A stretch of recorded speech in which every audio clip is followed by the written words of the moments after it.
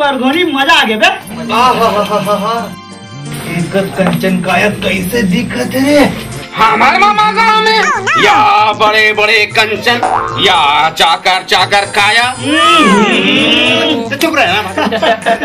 हीरा सही भाई, हीरा सही, सिरतोन हीरा जैसा।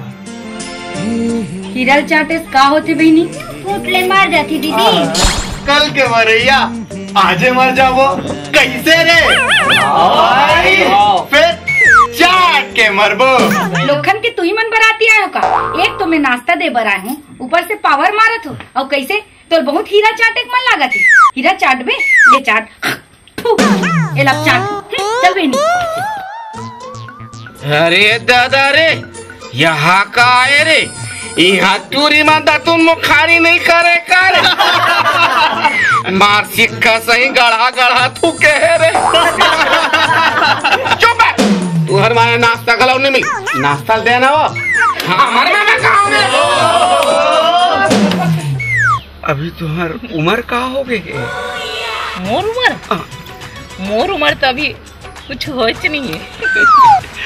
यही बात तो तुम हो की तुम तो ये पड़ोसी टूरी मान भी नहीं करे। कौन जानी काबर नहीं माने थे, फिर तोर उम्र हो गए। चरेर हो गए हो ना? चरेर? चरेर नहीं, तोर उम्र हो गई आँखी लड़े रे।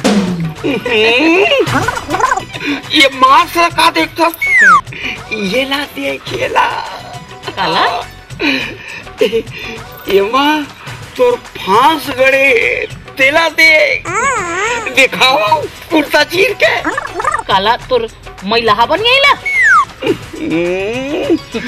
अरे बनी है के भीतर तो दिल है, दिल दिल दिल। कैसे सब हो गए नाश्ता पानी व्यवस्था? हाँ हो गए, पानी वानी पिया दे। वो चाय पानी लेगा तो क्या बना वैसे तेरे भावरवा का तुम करना था। एक को हम सगा मंदी दिखा दे को नहा खोल गए मैं देखा तू। ए भाटो, ए भाटो, भाटो।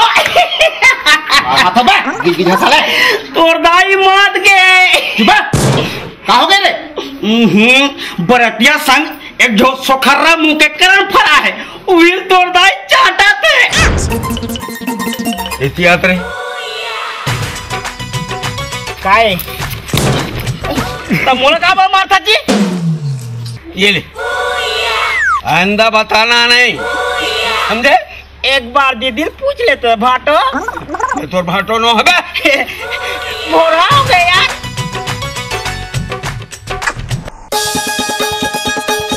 अरे समझे ना होती कोई भाजी खाओ पर। ए बाबा, अरे बाबा हटेगा, हटे। ठीक है हम नहीं देखो। अरे बाबा हट ना।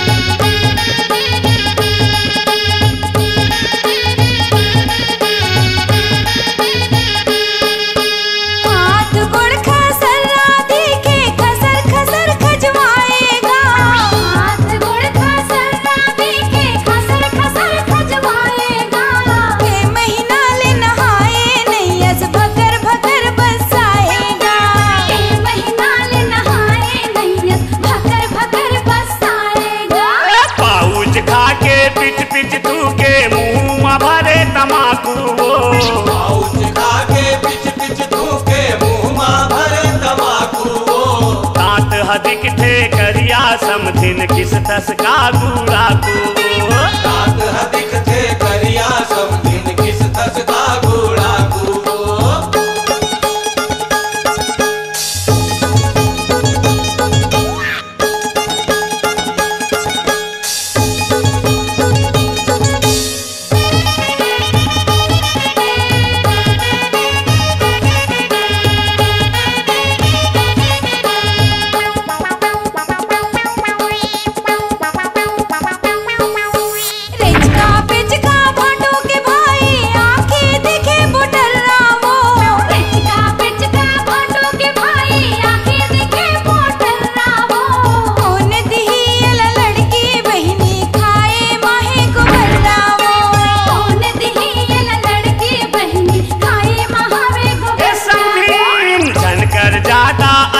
के समधिन बिहा के ले जाऊं वो जन कर ज्यादा अतलंग समधिन बिहा के ले जाऊं वो भंवरा हूँ ई मड़वा मनैते उड़हरिया भागा हूँ और हुई मड़वा मनैते उड़हरिया भागा हूँ